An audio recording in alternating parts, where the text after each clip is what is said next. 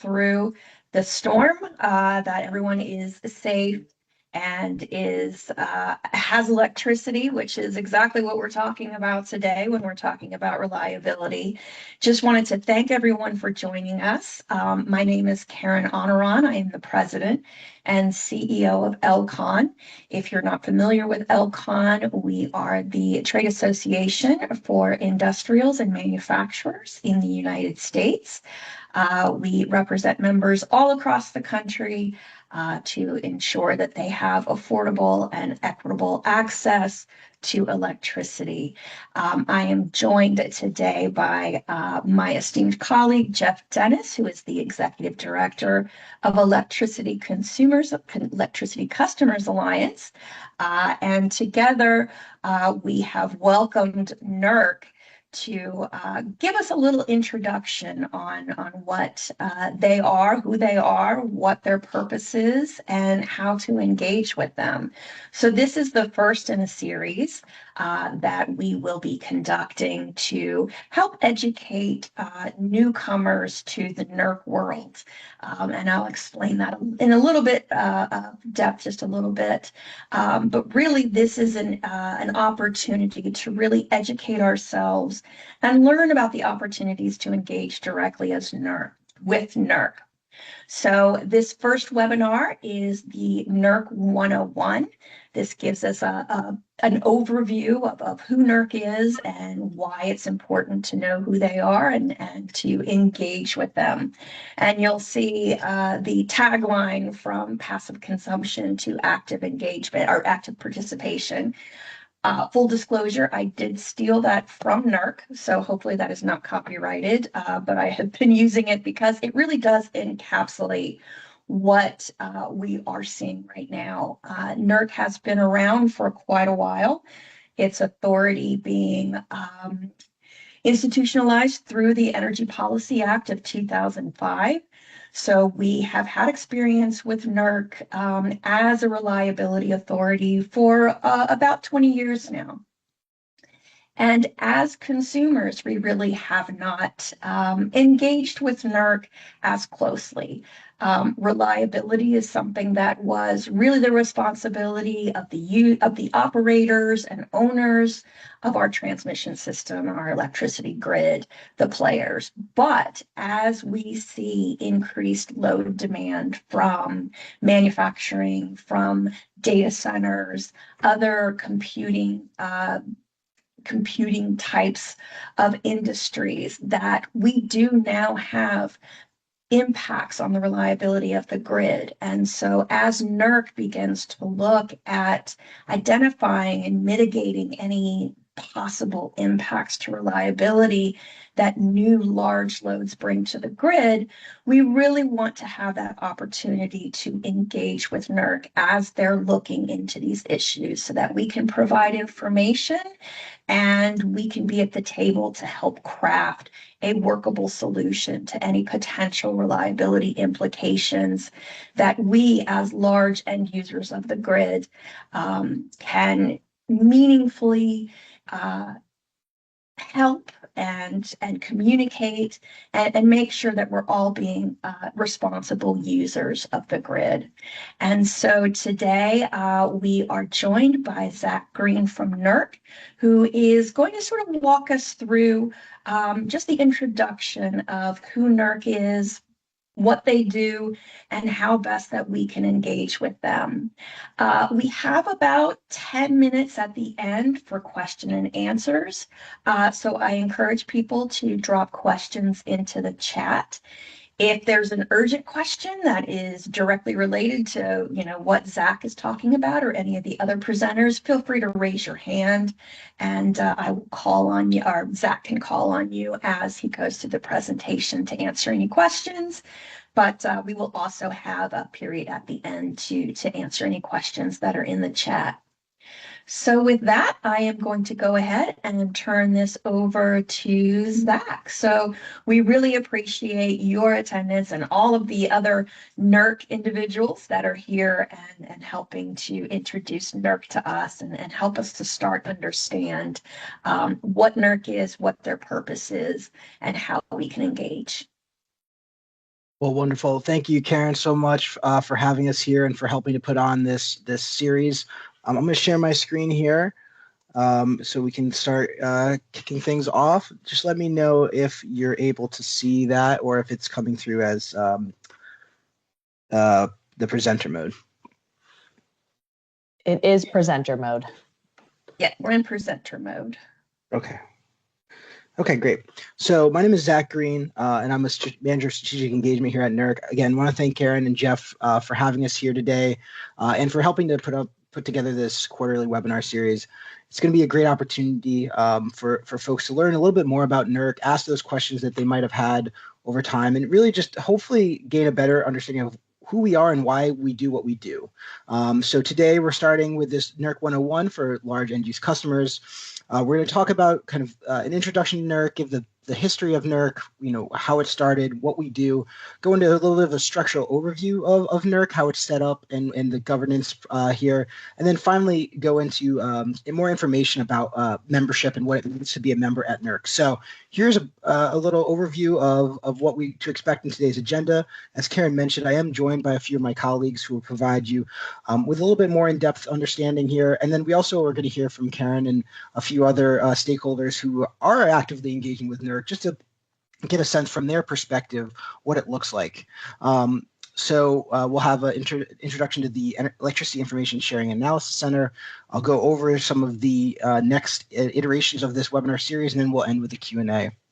So to dive right in, I think, yep. It's Kristen. I apologize to interrupt you, but I just want to let you know the view that's showing up right now is the one that's showing the next slide. So yeah, perfect. Okay.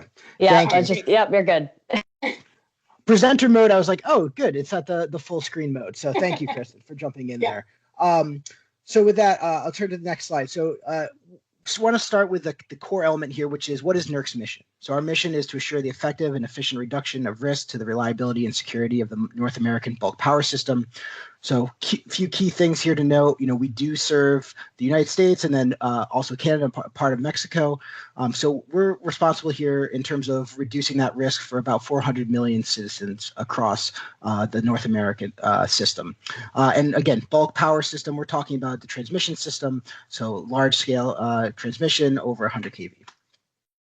The history of NERC is really tied into blackouts associated with the system. So back in 1965, there was a significant blackout, and the utility industry came together and voluntarily formed the National Electric Reliability Council. This was an opportunity to look at how the grid was designed and try to ensure that blackouts like that didn't happen again. Well, as we know, blackouts did continue to occur. We saw another major one in 2003, and it was really arising from that, as Karen mentioned, that the Energy Policy Act of 2005 through Congress created the Electric Reliability Organization to oversee reliability in the United States. In 2006, FERC, the Federal Energy Regulatory Commission, certified NERC as the Electric Reliability Organization.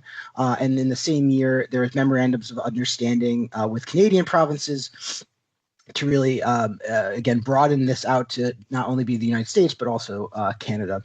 And in 2007, the North American Electric Reliability Council became NERC, as it's known today as the North American Electric Reliability Corporation. And that's when standards became mandatory and enforceable. So if you look at kind of what the ERR is, again, the focus is a really highly insecure North American bulk power system. You can think of us as kind of an enterprise risk management organization. We look for risks to the reliability of the system and security of the system. And we try to figure out ways to mitigate those risks. We work together with 6 regional entities across the country, which are pictured here, to advance that vision. And again, we're accountable to both regulators in the United States, so FERC, as well as in Canada. And just to drill down a little bit, because again, there is NERC and then the regional entities, just to give you an understanding of what that differentiation is. NERC as the ERO operates under specific authorities granted by that 2005 Federal Power Act, and it has oversight over the 6 regions.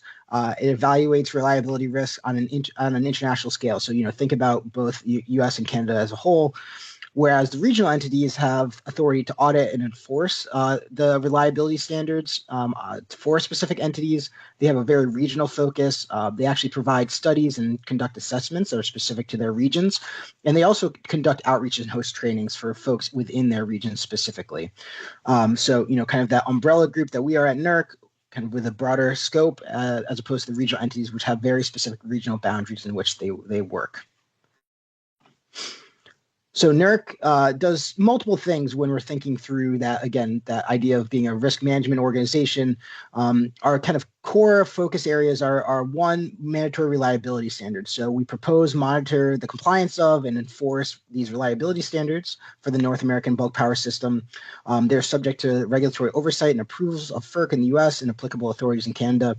And one thing I want to highlight as we're going through these lists of core activities is that we're actually going to have future sessions that really do a deep dive on some of these concepts. So, the reliability standards themselves are developed with industry. Industry is really the ones leading the drafting teams and developing the standards and voting on them. So things like that, we'll dive into more details as we move forward here. But hopefully giving you a high-level overview here of what to expect. In addition to the reliability standards, we also conduct near and long-term assessments of the reliability and future adequacy of the North American bulk power system. Our long-term reliability assessment actually is coming out this week. It's a great kind of look ahead of what to expect in terms of potential reliability challenges that we might be facing over the next 10 years. In addition, we certify bulk power system operators as having and maintaining the appropriate skills to operate the system. And we maintain situational awareness of events and conditions on the system. So obviously, as Karen mentioned, we experienced a lot of potential. We experienced risks associated with the most recent winter storm. So we were monitoring what was happening and making sure that we tried to maintain reliability across the system in support of that. And then finally, we operate the Electricity Information Sharing and Analysis Center. My colleague Carly will be presenting on that as we move forward in this session. And on the right is just a sampling of a few of NERC's different departments. There's many departments that make up NERC, but these are a few that kind of focus on some of the core elements I have listed here. In our role of trying to better understand and uncover risks and then mitigate those risks, I want to give a snapshot of some of the kind of resources that we have. So we conduct kind of performance analysis, which is, if you think about it, a retroactive look at what happened on the system over a period of time. So we have our state of reliability report that looks kind of in a backward facing, how was the reliability of the system over a given amount of time. We do event analyses, which look at specific events at a given time on the system and try to better understand what happened in those events. We actually have a few recently published around large loads, specifically data centers and crypto facilities and events that we saw in the system related to those. We also, again, conduct situational awareness, which is in the real time, and then we have a forward-looking work to look at risks that might pop up kind of over the coming years. And so once we uncover those risks and try to better understand them, we have a whole toolkit that we can use to try to mitigate them. And the tools that we deploy are really dependent on several factors, including the potential impact of those risks, the likelihood that they occur, and then the timeline that we have to address them. And so, we have a variety of things. Our reliability guidelines provide best practice guidance to stakeholders. We have NERC alerts at various levels that either provide information or make requests of entities to provide information to us. We do our reliability assessments, which again kind of gives us that understanding of opportunities for mitigation. And then the most robust but also time-consuming piece are our reliability standards, which again are required and are mandatory and then enforceable. So that just gives you kind of a snapshot of what to expect from NERC as a whole. And with that, I'm going to turn it over to my colleague, Kristen Iwanechko, to provide a little bit more detail on NERC governance and membership. All right, thank you, Zach, and hi, everybody. My name is Kristen Iwanechko. I am the Director of NERC Membership Engagement, and really excited to be here and glad to provide some context around the governance structure at NERC, how stakeholders are involved, and then in particular focus a little bit on NERC membership and what that is. So go to the next slide. I wanted to start just by providing an overview of the overall NERC governance structure. We are governed by an independent board of trustees. Our board of trustees has representation from the United States and Canada. There are 11 total members 10 of which are independent trustees, and then our NERC's president and CEO. So in this top blue bar here, you see the NERC Board of Trustees focused on NERC governance and oversight, and they do have several board committees that assist the board in performing its responsibilities, things like a Finance and Audit Committee, Corporate Governance and Human Resources Committee, and several others. So when you go down to the light blue bar in the middle, that's showing NERC's management and staff. Zach talked a little bit about the different program areas that we have, and NERC management and staff really manage the operations of the organization and work collaboratively with stakeholders, very much so with a set of standing committees you see on the bottom gray bar there. So these standing committees are committees that are made up of stakeholders. They provide subject matter input, and they report directly to our board, and ultimately the members of the committees are appointed by our board, but they are a really important part of our overall model and really making sure we're getting subject matter input in various efforts that we have going on. If you look over on the top right, that is our Member Representatives Committee. And that's off to the side there because it is a stakeholder committee, but it is not one that reports directly to the board. The members of that committee are not appointed by the board. Rather, their primary role, so first of all, the Member Representatives Committee is a set of stakeholders that are there to represent NERC members. And the primary role of the MRC is really three things. One, they elect the NERC Board of Trustees. Two, they approve any amendments to NERC's bylaws. And then three, they provide advice and recommendations to our board on various matters that are really pertinent to the operations of NERC. And so they're off to the side there a little bit, primarily because they're not directly reporting to the board, and their members don't get appointed to the board. But again, they represent NERC membership, which we'll talk a little bit more about here today. So let's go to the next slide.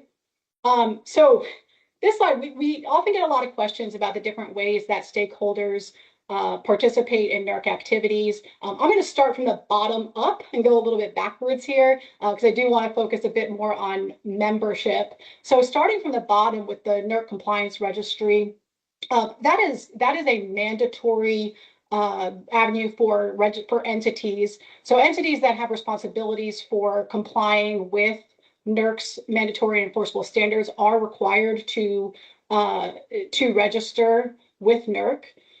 Then going up from there, we get a lot of confusion in particular between membership and the registered ballot body. So the registered ballot, and both of those are voluntary ways for stakeholders to participate and engage with NERC. So if we look at the registered ballot body, again, voluntary way to engage, but the main purpose of the registered ballot body is to vote on reliability standards as they are put forward and drafted, and then also voting for standards committee representatives. So registered ballot body really equates to standards and activities within the standards area. So primarily here, we'll want to talk a little bit about membership. Membership is another voluntary way for stakeholders to participate and engage with NERC. Primarily, the purpose of NERC membership is to vote on governance matters. So electing members to the Member Representatives Committee to represent that particular sector. And I should mention, NERC membership is organized into what we call sectors. And I'll review those sectors on the next slide in just a moment. So as a NERC member, your organization or someone from your organization can either be nominated to serve on the Member Representatives Committee, but also can elect who you want to represent you on the Member Representatives Committee. Some of our other standing committees, which I had mentioned on the previous slide in that gray bar along the bottom, also follow a membership sector model. And so there is some correlation to some of the standing committees as well. Each of them operate a little bit differently. And I know that there will be some more deeper dive onto the various committees in some future sessions. So let's go to the next slide here. So these are the NERC membership sectors that I just mentioned, and this is how our membership is organized. So there are 12 sectors. Yeah, there is a missing sector 11 that used to be there and has since been retired. So even though you see 13, the number 13 there, those are the sector numbers that we reference often. So obviously, so of course, the group that we have here on the call today is sector 8, and that is the large end use customer. So not going to go into much on this slide, but just wanted to share what those sectors are and where this group falls in within NERC membership. So on the next slide, I just wanted to provide some information around how you can get involved with NERC, whether that is joining as a NERC member or other avenues. Excuse me. So joining as a NERC member, we have what we call an ERO portal. So if you are interested in becoming a NERC member, you'll need to create an account with our ERO portal and complete an application. And we've got lots of information around doing that, or anyone is welcome to contact me directly or NERC membership at nerc.net, and we will gladly assist you in getting registered. Also, we encourage everyone to participate in the standards development process. Our standards development process is open and inclusive and really engages stakeholders throughout the drafting, whether that's on drafting teams or posting standards for comment or ballot, as I mentioned with the registered ballot body on the previous slide. So would encourage you, if you're interested in participating in the standards development process, to pay attention to any of the standards that are out there being developed, whether you want to join a drafting team or just comment as things go out. Join the registered ballot body, and again, we can get you more information if you're interested in participating more broadly in that process. Certainly observe or join a committee. So I mentioned the standards committees, and most of our committees do have, well, I guess all of the committees generally have open meetings meetings that are open to observers. So you don't have to be a member of a committee to really follow along with the activities that are occurring and providing input into what those committees are working on. So again, a lot of information on our website, and always happy to answer questions directly. Any of the open committee meetings are posted on nerc.com on our events page, and we have several distribution lists and that we can provide information on where we announce any of our open meetings with all the relevant information. And then just share your expertise, get involved with workshops, conferences, publications. And there's a lot of stuff out there, and a lot of different ways to engage and to participate. And we certainly would welcome and look forward to more engagement in any or all of these spaces. So I think with that, I'm going to turn over back to Karen and Winona Grief, who I mentioned the MRC previously or throughout this point. Karen and Winona are currently the elected representatives on the MRC serving Sector 8. So Karen and Winona, I will turn it to you to talk a little bit about how your experience in engagement and working with NERC. Absolutely. Thank you, Kristen, and thank you, Zach, for that introduction. So yes, Winona and I are your sector representatives on Sector 8 for the large end-use customers. Right now, we only have 7 members that have registered as a member. This is not a registration as someone that has to comply with NERC standards. This is just to engage with NERC in its process. So really encourage, if you are a large end-use customer, to register to become a member and become a member of Sector 8, so that Winona and I, when we go and have our Board of Trustees meetings, which we have 3 or 4 times a year now, we can actually engage on behalf of you. If we don't have the opportunity to chat with you or get your feedback, we're really kind of hindered into how in depth we can go into several issues. So the MRC does meet with the Board of Trustees 4 times, I believe it's 4 times a year. And 2 of those, I think, are in person. There are hybrid options. And before each of those meetings, the chair of the Board of Trustees issues a request to each of the sectors, each of those 12 sectors that Kristen introduced, asking for input on either a certain topic that is front of mind to the Board of Trustees.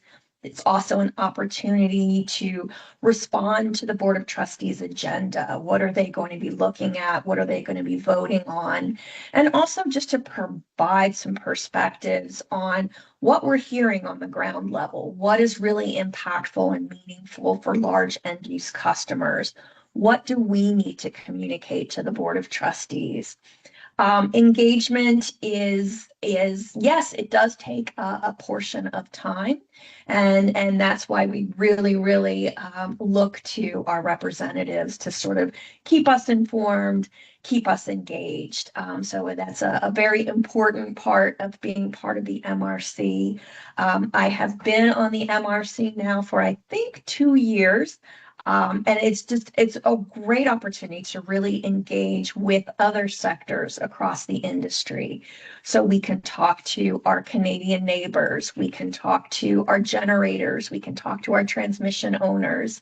It's really an opportunity to really get a broad perspective on some of the reliability issues that we're seeing on the ground, and really helps us shape where NERC is focusing their attention.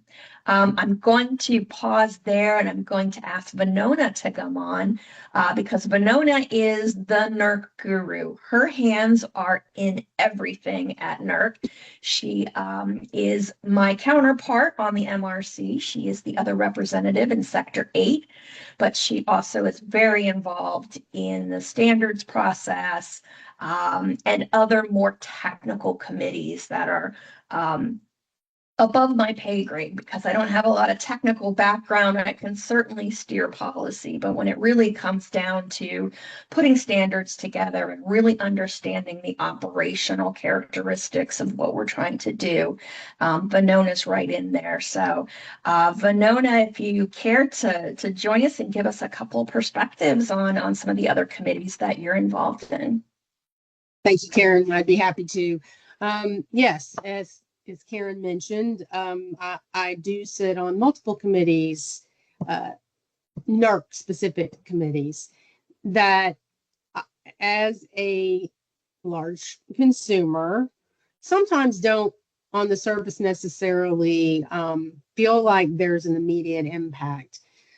I will also caveat that by saying that I do have on-site generation large enough to fall under the NERC umbrella at my manufacturing facilities. So I do go in kind of with a double perspective. I'm going in primarily as this large consumer, but I also look at it from a generator perspective because I need those two things to work together.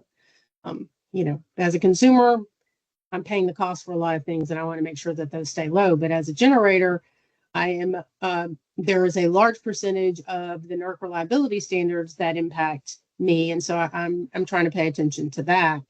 And then I do represent the load sector on the standards committee. So I'm looking at it from that from that perspective when standards are being developed, because that is the segment that I represent. But I always have top of mind, the generation and how it ties to load and how all that works together and where those implications are. And I do also sit on the Reliability and Security Technical Committee, the RSTC. That's where Karen mentioned there's more of a technical knowledge base there. I'm going to say up front, I do not have a huge technical knowledge base. I do know where to find them. I just don't own them. But again, the membership is sector based, and therefore, I will just say it historically, the large consumer sector across the board has not been well represented. Let me rephrase that. Broadly represented. To Karen's point, there's only 7 NERC members.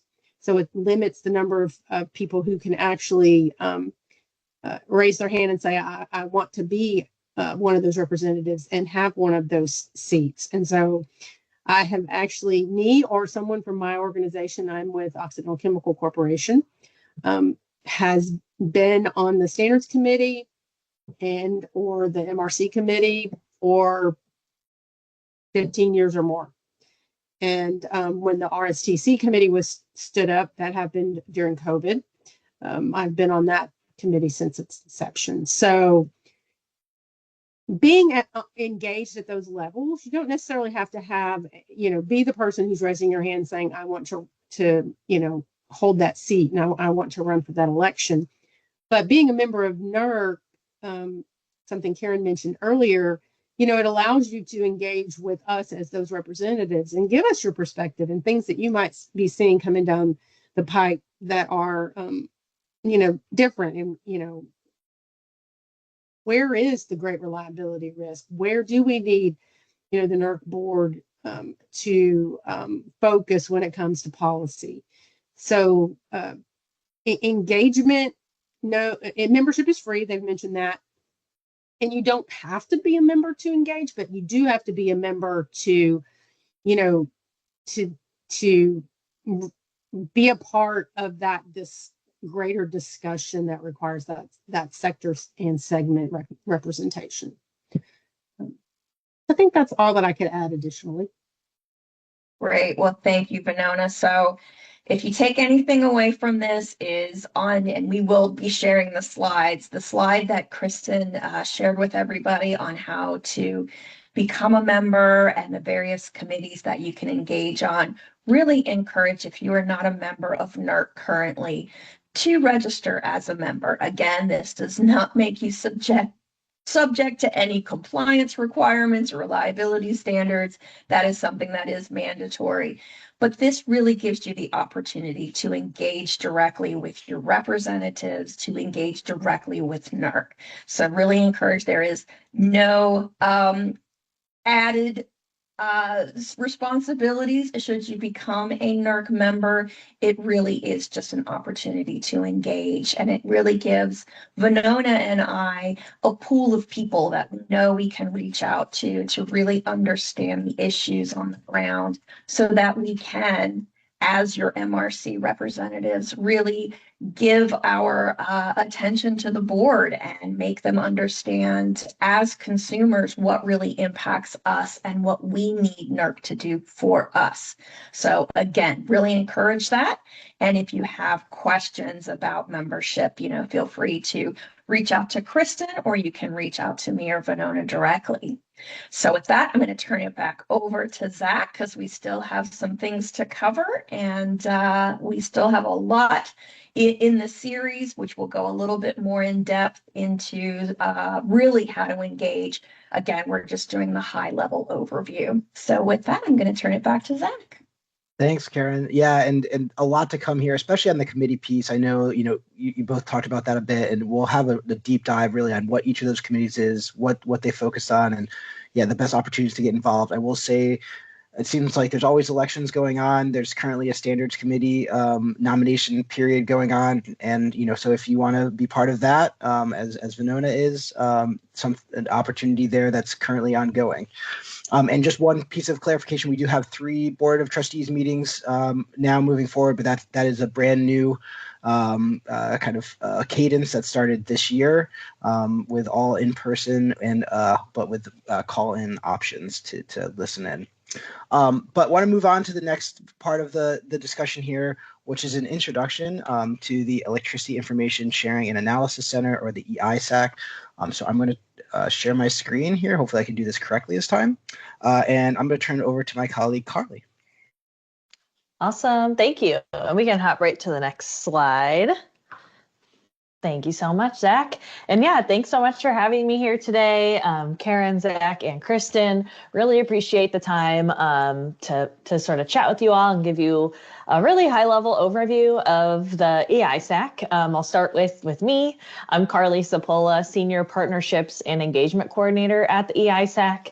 I actually live in Michigan. While we're based in DC, our whole workforce is actually remote. While some folks are in the DC area, some folks are also all around the country.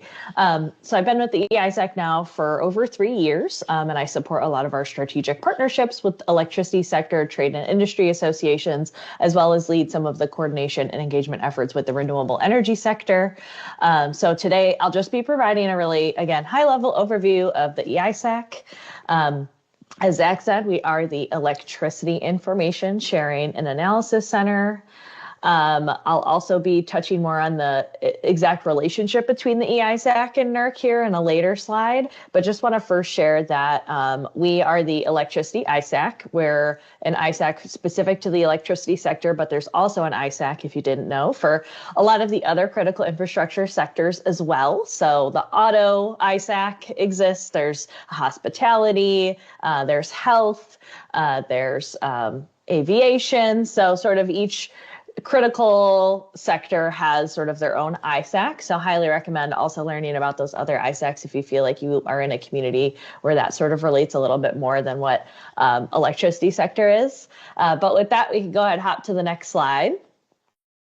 And I just want to share here just from some of the basics around information sharing. We do follow CISA's Traffic Light Protocol, or TLP, as we call it for short. We love our acronyms for sharing information. All of the slides that I'm doing and presenting today are TLP clear, which means that they are available to the public and you can share this information without any restriction. So next slide, please. We'll start off here with just, who we are and what we do.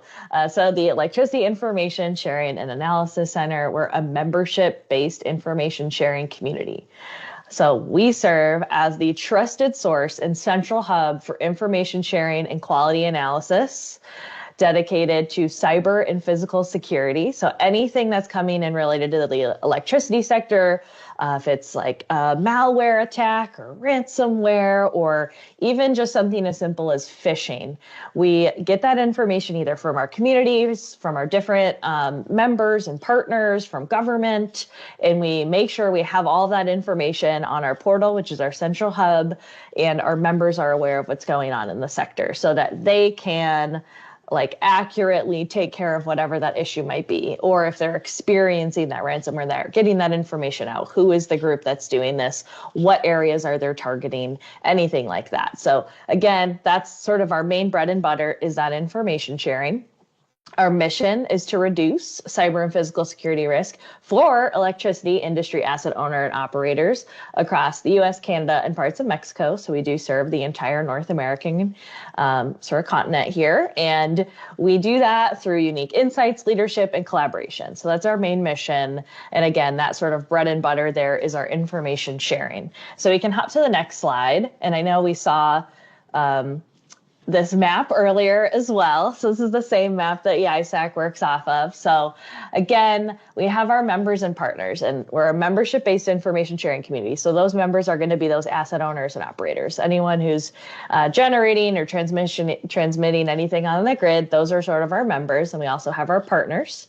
So we work together to share information 24/7, 365. We have a 24/7 watch operations team to, again, reduce that cyber and physical security risk across North America.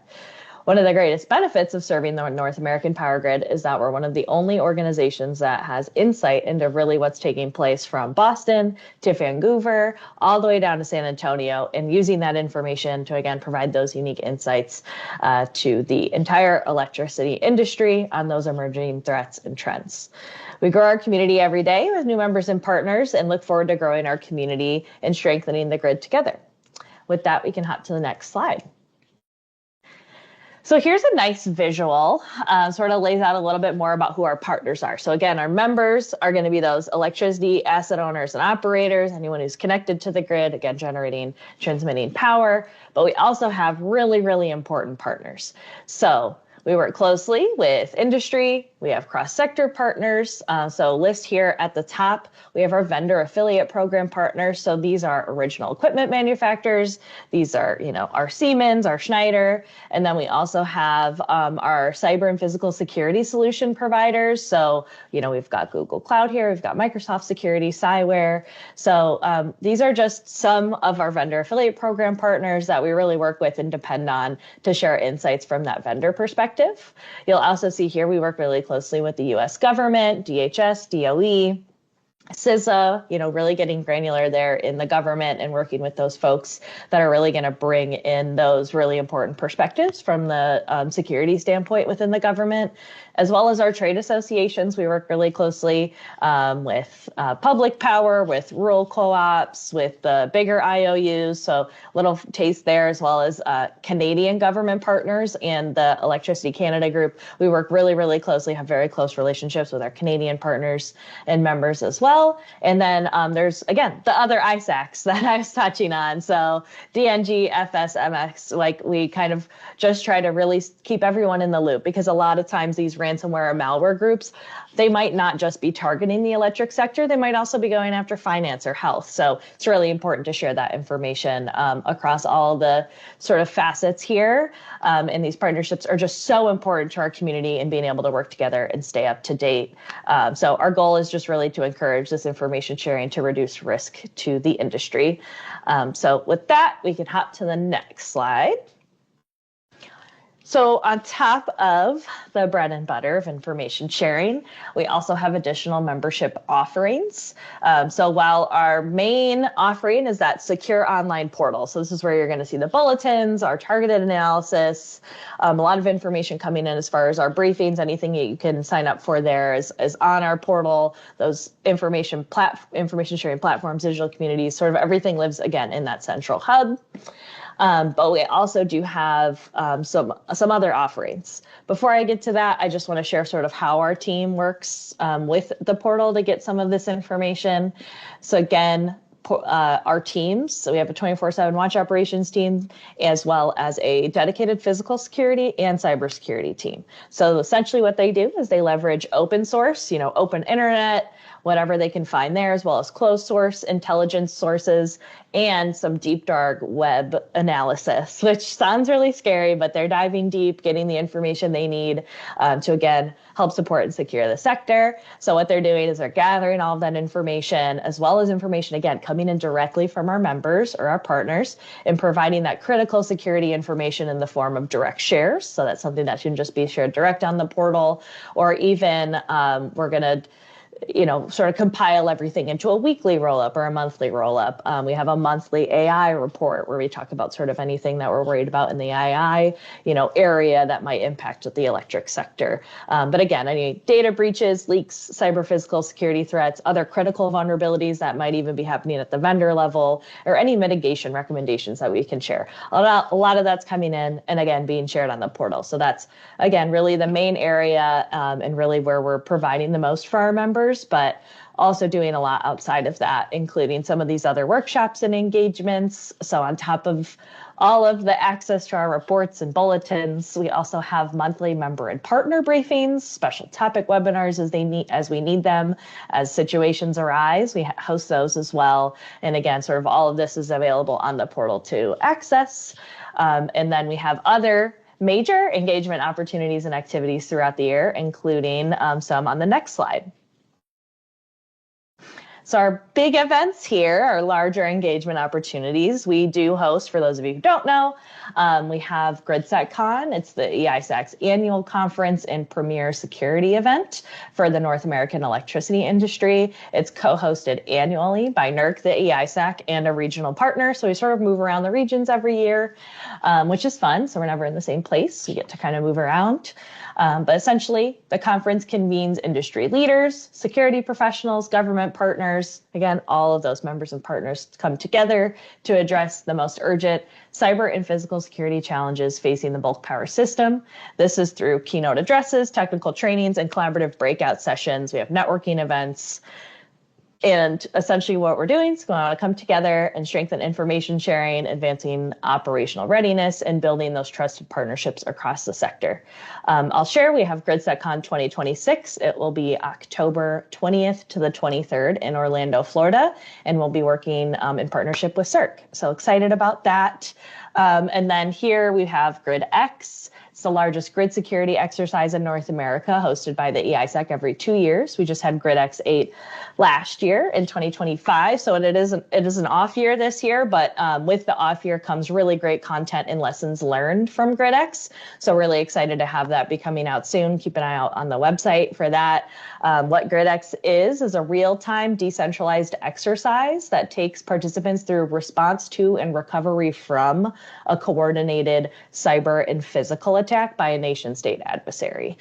So really, really scary, cool grid exercise that we help host and put on.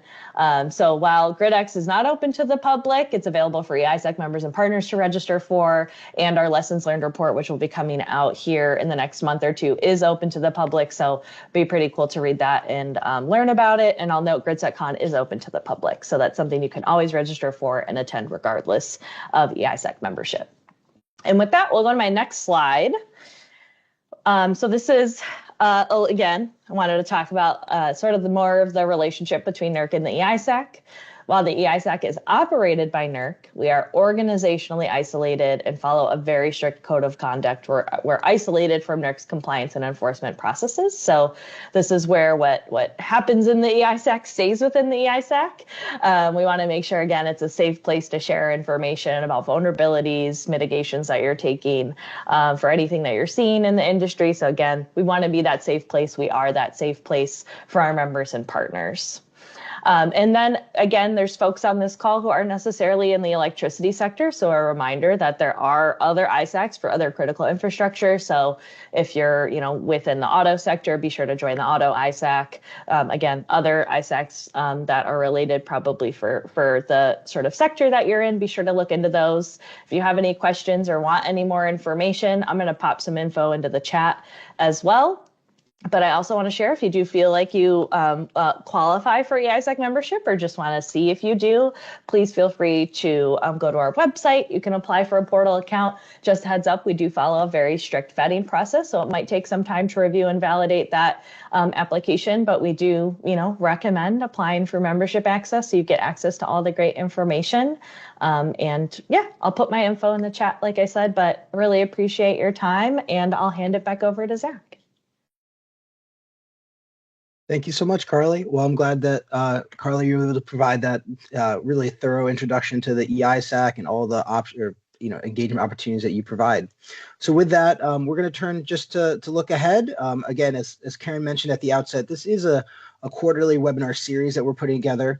So just want to give a flavor of what's to come. So in Q2, we're going to be doing a deep dive on standards, looking at what standards are, how they're developed, opportunities to become engaged in that process. We mentioned, Kristen mentioned, the opportunity to actually support the drafting of standards, commenting on draft standards, as well as voting on them, the ballot process. So we'll get into more depth on that in Q2, and we'll also share a little bit more around compliance and kind of what that looks like. In Q3, we're going to be focusing on our reliability assessments and as well as our performance analysis group. So this will look at our seasonal assessments and our long-term assessments and talk a little bit about how those are developed, what opportunities there are for stakeholders to be engaged in those processes, especially because we're actually going to be modernizing those assessments in the coming years. So there's going to be a lot more interaction between stakeholders and the folks that are developing those reports and the data. And then we'll also take some time during that session to introduce our engineering team. So we have a really robust engineering team here at NERC that is responsible for helping to advance the work that we do and be the technical backbone of what we focus on. So we'll just give you an overview of who they are, kind of some of the areas that they work in, and what roles they play here at NERC, so you can become more familiar with them. And then the final session in Q4, we'll focus on the standing committees and the member representatives committee that we discussed today. So we'll look at the standards committee and the the reliability and security technical committee to make sure that folks understand what those committees are, understand how they can become involved, whether it's becoming a member of those committees or just an observer. And then we'll also provide an overview of the NERC Board of Trustees. How is the board formed? What powers does it have? And again, what potential engagement pathways exist there? And Karen mentioned one of those previously. So we'll go through this series hopefully over the next 3 quarters here, and we'll take feedback too. If folks have additional things that they want to hear about, please let us know. This is an opportunity to really help to form the remainder of this series. So if you have any suggestions, please reach out to Karen, to Venona, to Jeff, to myself to give us any recommendations about anything that you want to hear about that might not be explicitly covered in these sessions. But with that, I will turn it back to Karen, and we can open it up for any questions that folks might have. Well, wonderful. Thank you so much, Zach and Carly and Kristen, for all your perspectives and the information. I know this was a lot. And again, we will be sharing slides, and we will also have this recording available for attendees. It will also be posted on ELCON's YouTube page. If you didn't even know that we had a YouTube page, there might be a video or two there, and it will probably also be available on NERC and their video webinars as well. So with that, again, if you have questions, please raise your hand or put it in the chat, and we will be glad to start answering that. So to start us off, Lee Morris, do you have a question? Go ahead. I do. Thank you very much, Karen. And I wanted to extend our thanks. I'm with Valero Energy, calling in, believe it or not, from the land of negative real-time prices this afternoon in ERCOT, incredibly. But we have a couple of areas that we'd like to explore further that may not totally be on topic with the presentation, but stemmed out of a couple of the items that you covered in the presentation. And that is, one of them is an event analysis. And we were impacted by the May 25th, 2025 blackout that occurred around the New Orleans area. Have heard that NERC may be studying that. I think we would like to find out what is the series of tasks, what is the purpose of the analysis that you do, and what do the deliverables look like, including what sort of deliverables will we be able to look at, because we're being challenged by our management to find out what happened there and to help us possibly work more effectively with our utility in the future to make sure that these kind of events don't occur. So that is one question that we are wondering about. And the second one was, we wanted to at some point hear a little bit more about what does it mean to register as a load. The background to that question is that we are watching the large load task force that is going on, and it seems that there is this principle of, or this concept of registration as a load, and we don't know what that means and how that can impact the organization and the assets that might be involved in that. So those are our questions. Thank you very much. Well, thank you so much, Lee. Really appreciate those questions. For the event analysis piece, I'm happy to follow up with our team in that department and see kind of what they're working on and what information they can share around any events that have occurred. I can tell you that, as an example of what a deliverable might look like, we do have several briefings basically on our website that kind of go through the event, describe what happened. Those are kind of shorter form written deliverables, and I can point you to the page where those exist. But I'll circle back with our team and see what might be being developed for the specific instance that you're discussing, if anything. And then for the piece on the registration of loads. So that is something that is currently being looked at. Currently, loads are not registered. As Kristen mentioned, the registry is only for entities that have to follow standards. And right now, loads, there are no specific standards that are associated with loads themselves. And so, the whole point of the Large Loads Task Force, or part of it, is to, really understand what risks are being posed by emerging large loads to the system. As an outgrowth of that, and as a, kind of as that task force moves forward and develops their deliverables. They have a few white papers, one white paper that's already released, and another that's coming out. The second that's coming out is really focused on what gaps exist that could potentially address any risks that we're seeing. Registration is one of the potential items on that list. But again, there is nothing to necessarily do right now because registration isn't a thing for loads yet. And so what I would say is, when you're thinking about engagement and trying to better understand what registration might be, really get engaged with that large loads task force. I think it's a really important venue for folks to be, involved in. By being involved there, we mentioned what are engagement opportunities. Well, you can comment on white papers. You can provide feedback on things like, oh, is registration a gap that actually exists or that might serve as a mitigating tactic? There might be specific standards or a broad kind of, understanding of potential standards that might be applicable to load that could be covered in that. Another opportunity for large loads and end use customers to be part of the process of thinking through what those standards could be from the very initial stage, even before it goes into the actual standard development process itself. So what I would say is that's, again, a very kind of new and emerging area of discussion. There really isn't anything yet there to focus on for your organization other than get involved now to help shape that discussion now, so that once we move further down that road and registration is discussed further, that you can have a voice in that discussion. Kristen, or I don't know if you have anything to add. Sorry, Karen. No, that's okay. I wanted to add Lee and to others on the call.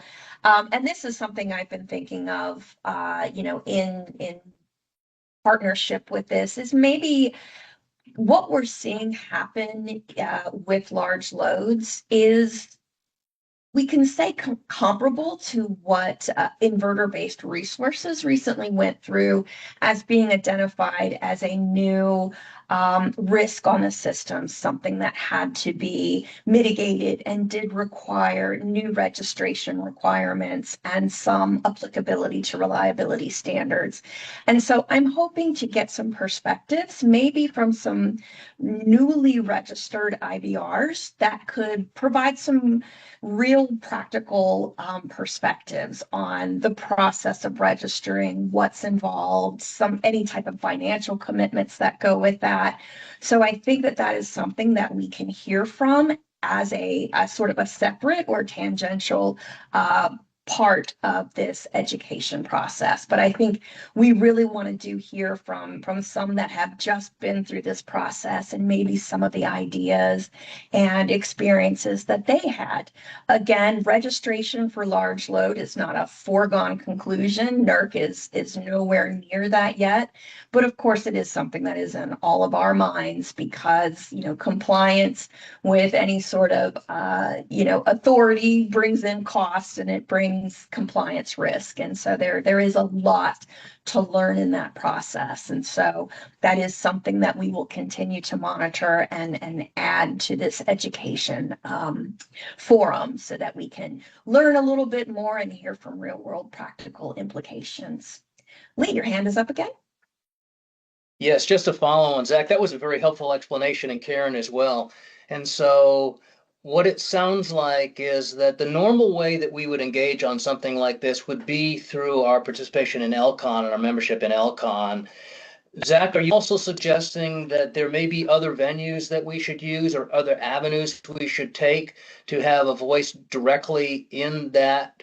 For example, we have very clever double E's that understand our loads and the specifics of our loads, and you're nodding, so you get all of that. Is there something else that you're suggesting there?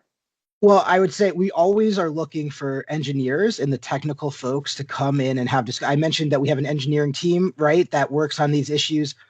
Our engineering team is a power systems engineering team, right? They don't necessarily focus on the types of loads that your engineers are dealing with, the types of technologies that your engineers are dealing with.